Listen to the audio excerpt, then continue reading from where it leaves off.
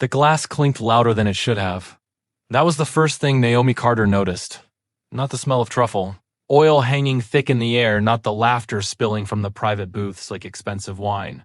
Not the polished shoes and tailored jackets crowding the bar, not the soft jazz playing through speakers. She couldn't see just the sound of a water glass being set down too hard. The man sitting alone at the far end of the counter flinched when it happened, not because the glass was heavy, not because it startled him, because every head around him turned like he'd broken something sacred. Like he'd violated an unspoken rule, like his presence alone was the disturbance. He didn't look like he belonged there. Work boots. Scuffed at the toes, jeans that had seen better years, a jacket that had lived a hard life, hands rough from labor. Nails clean but worn down to nothing, hair combed but still somehow wrong for this room, and standing behind the bar, arms folded, watching him like a stain on white linen, was Evan Lockridge, floor manager of Piermont Social. 30-8 years old, sharp suit, sharper eyes. A man who'd built his reputation on knowing who mattered. "You sure you can afford to sit there?" Evan said, loud enough for the nearest tables to hear. A few people laughed, not loudly, just enough. The kind of laughter that pretends it's not cruel. The kind that says we see what you see, the kind that builds walls without laying a single brick. The man swallowed and stared at the menu like it might disappear if he looked away. His fingers trembled slightly, his shoulders curved inward. His breathing shallow. Naomi felt her stomach tighten because she recognized that look. She had worn it herself more times than she could count. Piermont Social sat 3 blocks from the waterfront, where money talked quietly and expected obedience. This was not a place you wandered into by accident. The entrance was unmarked, the door dark wood with brass fixtures. The windows frosted so you couldn't see inside. The lighting was soft on purpose, dimmed to hide imperfections, angled to flatter expensive faces. The music low enough to signal discretion, never loud enough to interrupt conversation, never memorable enough to distract from importance. The prices high enough to filter people out. Before words ever did, appetizers started at $18, entrees climbed past $40. Wine by the glass could cost more than some people made in a day. Naomi Carter had worked there for 18 months, black woman. 32, single mother, 2 bus rides in, 1 bus ride home, double shifts whenever her body allowed it. Tips that disappeared more often than they appeared. She was good at her job, not flashy, not loud, not the kind of server who made small talk about her life, just consistent. She remembered orders without writing them down. She noticed when someone's water was empty before they did. She learned which regulars wanted conversation and which wanted to disappear. She moved through the room like she was invisible, because in places like this, invisibility was survival. Her son, Miles, was 8, asthma since he was 3, inhaler never far from his backpack. Emergency room visits twice last winter, insurance barely enough to cover prescriptions. Deductibles so high it might as well not exist. Every missed shift mattered, every dollar counted, every breath Miles took was a reminder of what was at stake. Evan Lockridge knew this. Evan knew everyone's pressure points. Been floor manager for 4 years, longer than anyone else in a position of power, long enough to learn how to control people without raising his voice. That's why he stood where he stood now, staring at the man in the worn jacket like he'd tracked mud across the marble floor. "Table or bar?" Naomi asked softly, stepping in before Evan could speak again. The man looked up, eyes tired, skin weathered from outdoor work. Hesitated. "Bar's fine." His voice was quiet, not weak, just careful. Evan exhaled sharply through his nose, sound that carried meaning without words. Naomi felt the room lean in, the way crowds do when something uncomfortable happens. Not intervening, just watching. "What can I get you?"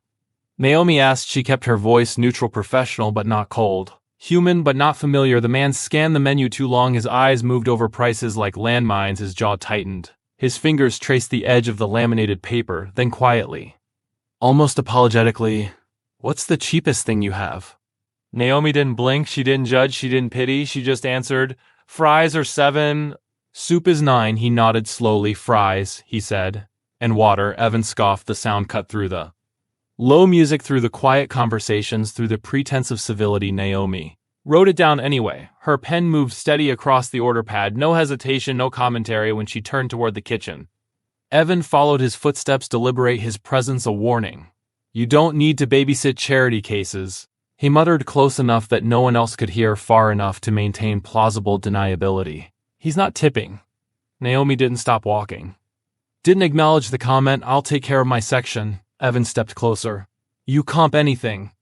It comes out of your pool. Naomi paused, her hand on the kitchen door. Her breath held for just a moment. She turned to face him. It's fries. It's precedent. She held his gaze long enough to show she heard him. Long enough to show she wasn't afraid, then nodded once and walked away in the kitchen. She stared at the order screen longer than necessary. The heat from the line pressed against her face, the smell of garlic and butter, the clatter of pans, the shouted orders. There was an extra salmon plate sitting under heat sent back untouched customer. Changed their mind too rare, even though they ordered it medium rare. Policy said waste got logged. Policy said it went in the bin. Policy said everything had a paper trail. Policy didn't say it couldn't be redirected. Naomi plated it carefully. She added, the roasted vegetables, the lemon wedge, the garnish of microgreens made it look like it was meant for someone. Made it look intentional when she said it in front of the man. His hands trembled. I didn't order this, he said, his voice cracked slightly, his eyes wide, confusion mixed with something else. Fear, maybe, or hope. I know. She replied, they made too much. I can't pay for. It's already paid for. A pause. The man looked down at the plate, then up at her, then back down. Why? He asked. The question hung between them, heavy. Real. Naomi met his eyes. Because people don't stop being people when money runs low. She said it simply, not as a statement, not as charity, just as fact. The man couldn't speak. His throat worked. His eyes filled. He nodded once across the room.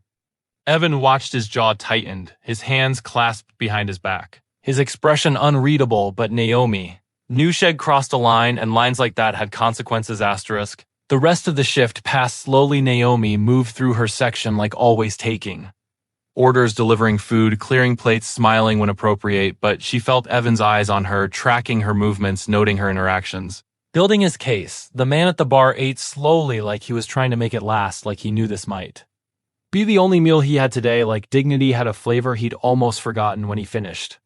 He left a $5 bill on the bar, everything he probably had. Naomi found it after he'd gone. She folded it carefully and put it in her apron, not because she needed it, because it mattered that he tried. Asterisk, the tip envelopes were light that night too. Light. Naomi counted 3 times, $42 on a Saturday night after serving 11 tables. After working a double, the math didn't work. It never did. She didn't say anything. She never did. Complaining changed nothing. Complaining got you labeled. Difficult complaining got your hours cut. She added another receipt to the envelope she kept taped behind her locker. Dates, table numbers, estimates of what tips should have been, what she actually received, the gap growing wider every week. Evidence doesn't have to be loud to be deadly. It just has to be patient. Asterisk. Monday morning. The staff was called in early, 10 a.m. before opening. Everyone required. Naomi took an earlier bus, left Miles with her mother. Told him she'd pick him up right after. The dining room felt different. Empty chairs still on tables, lights at full brightness. No music playing, just the sound of people shuffling and whispering, wondering. Evan sat confident at the head of the main table, arms crossed. Smile slight, like he knew something no one else did. The general manager stood beside him, looking uncomfortable. Looking like he wanted to be anywhere else. Then the door opened, and the man from the bar walked in. Asterisk. Clean suit. Navy blue, perfectly tailored, calm posture. Back straight, eyes sharp now. Every eye in the room turned. Confusion rippled through the staff, because this was the man they'd watched get humiliated. The man in the worn jacket. The man who couldn't afford a full meal, but he wasn't that man anymore, or maybe he never was. My name is Julian Reeves, he said, his voice clear, strong, carrying authority without effort. And I own this place. The room froze. No one breathed. No one moved. No one understood. Naomi's breath left her body. Julian turned to her, his expression soft, grateful. You fed me when it cost you. Then he turned to Evan, his expression hardened. And you've been stealing from her. The screen behind him lit up. Footage from security cameras, footage of Evan at the server station, footage of him opening tip envelopes, footage of him pocketing bills over and over, different nights, different servers, then spreadsheets, numbers, bank deposits that didn't match restaurant. Record silence broke into gasps. Julian didn't raise his voice. He didn't need to. The evidence spoke. The numbers didn't lie. Even stood, his face drained of color, his confidence shattered. He opened his mouth. Closed it, tried to speak, couldn't, then sat back.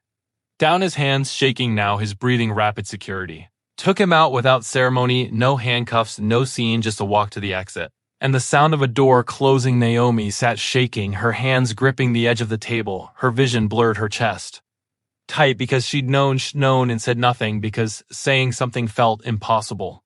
Because the system protected men like Evan, because women like her were expendable. But Julian had seen, and Julian had evidence, and Julian had power, the three things she'd never had at once. Asterisk, the checks came next, not gifts. Restitution, every server who'd been stolen from every dollar accounted for every shift calculated. Julian had forensic accountants go through 2 years of records cross-referencing sales.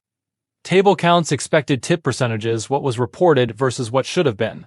The gap was staggering, tens of thousands, spread across a dozen servers. Naomi's check arrived in a sealed envelope and delivered by Julian himself, $14,632 with interest. She stared at the number until it blurred. Didn't frame it as generosity. He didn't smile like he'd saved her. He didn't ask for gratitude. This was always yours. Then he offered her the role assistant manager salary.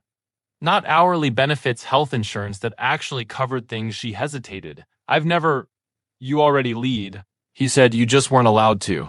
His words landed heavy, true in a way that hurt, because she'd trained new servers without the title. She'd covered shifts without the pay. She'd solved problems without the authority. She'd done everything except get credit. She accepted, not because it saved her, not because she needed rescuing, because it protected others, because the next Evan wouldn't get away with it, because the next Julian wouldn't have to test them first. Asterisk. The first thing Naomi did as assistant manager was audit the entire tip system. She implemented electronic tracking, individual server codes, real-time reporting. No more envelopes, no more trust, no more opportunities. The second thing she did was change the hiring policy. No more informal networks.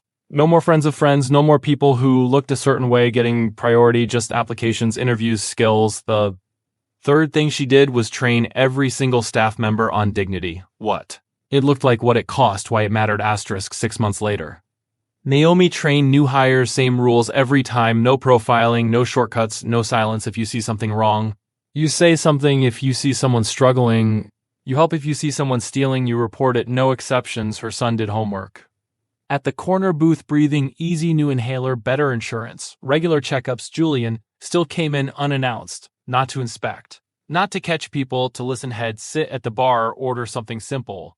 Watch how people moved, how they treated each other, how they treated customers, how they treated strangers, because systems don't break loudly, they break quietly. One dismissed complaint at a time, one ignored theft at a time, one humiliated person at a time, and dignity only survives where someone decides it matters. Naomi decided first, everything else followed. The man who'd sat at the bar that night became something of a legend. Staff whispered about it, new hires asked questions.